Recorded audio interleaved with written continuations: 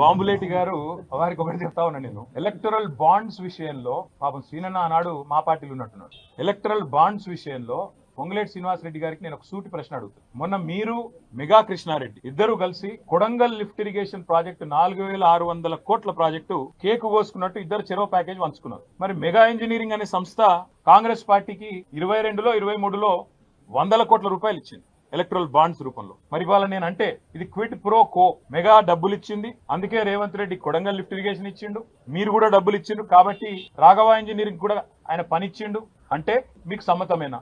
Number 1. Number 2, green కో అనే సంస్థ ద్వారా ఎలక్టరల్ బాండ్స్ అందుకోని పార్టీ, రాజకీయ పార్టీ తెలంగాణలో ఏదైనా ఉందా? ఒక బీఆర్ఎస్ కి ఇచ్చిండ్రా? కాంగ్రెస్ కి ఇయలే, బీజేపీకి ఇయలే, టీడీపీకి ఇయలే, వైసీపీకి ఇయలే, మరి అందరికి ఇచ్చిండ్రు కదా. మా మీద ఏడుపెందుకు? ఇంకోటి నేను అడిగేది, క్విడ్ ప్రోకో అంటే ఏంటంటే అసలు ఆ మాటకు అర్థం తెలుసు ఆయనకు? క్విడ్ ప్రోకో అంటే నీకింత నాకింత. సరే ఆయన నాకు ఇచ్చిండు అనుకుందాం, నేనేం ఆయనకి ఇచ్చిన?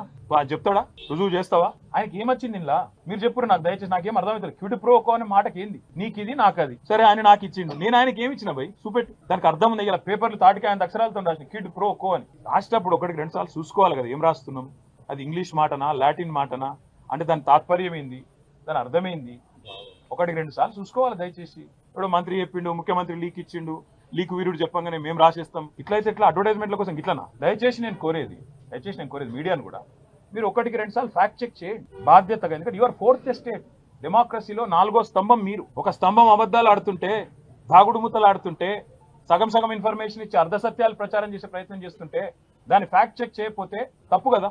ఎక్కడ క్విట్ ప్రోకో? నేను ఈరాళ్ళని సూటిగా అడుగుతున్నా.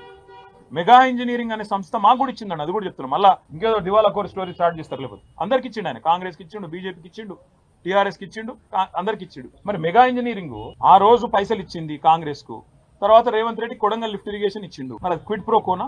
రేపు నాకున్న సమాచారం మేరకు మల్లన్న సాగర్ నుంచి 4000 కోట్ల ప్రాజెక్టు మెగా ఇంజనీరింగ్ కే రాబోతుందని నాకున్న సమాచారం హెచ్ఎండబ్ల్యూఎస్ లో.